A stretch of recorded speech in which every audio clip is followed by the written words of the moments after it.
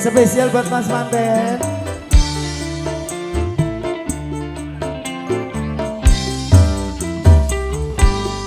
Analong rasa rasane nangis runing atiku yen kelingan esem kemuyumu alaras moyo gending tresno gawe kangen ning atiku tansah eling aku ro sliramu.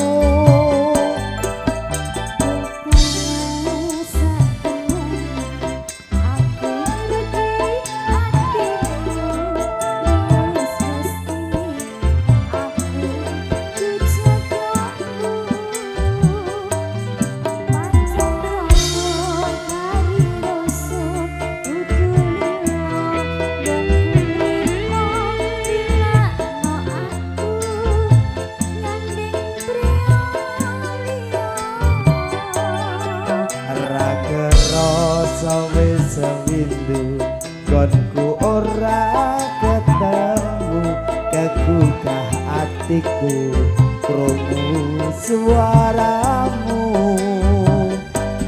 aku mung bisa tetunggo waranggono sing tak tresno muga bisa urip tantra mulya.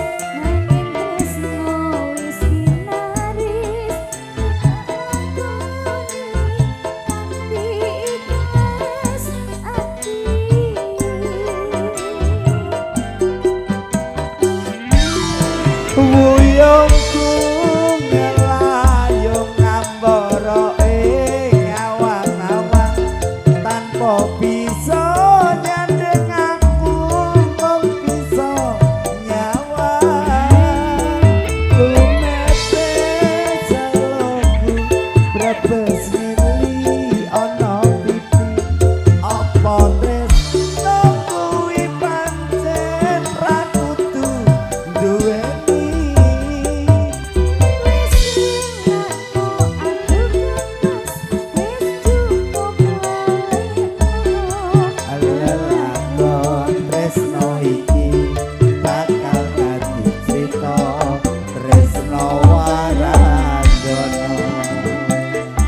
Tresno Waranggono ya diajak. Dadah. Balik lagi.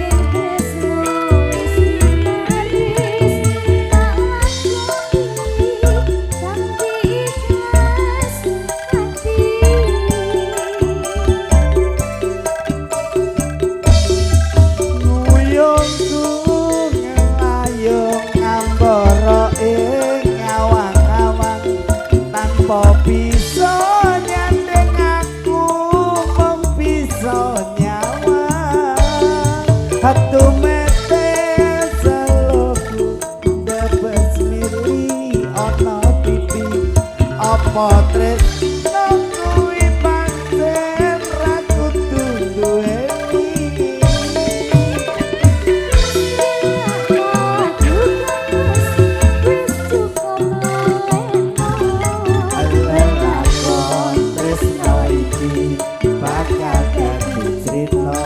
Tresno Waranggono. Terima kasih Tresno Waranggono matur sembah nuwun.